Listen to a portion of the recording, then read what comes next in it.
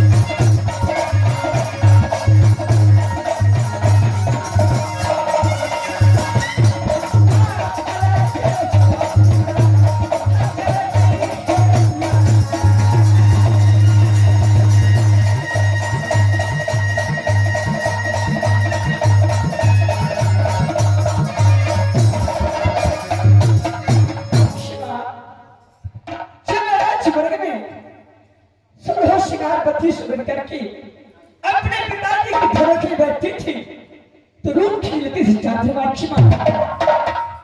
धर्मात्मा। अरे जिस दिन से मैं राजसमय में जन्म लिया उस दिन से माँ दुर्गा की पूजा करती आ रही हूँ कि माँ मेरी सासू कहा देना तो हे राजकुमार माँ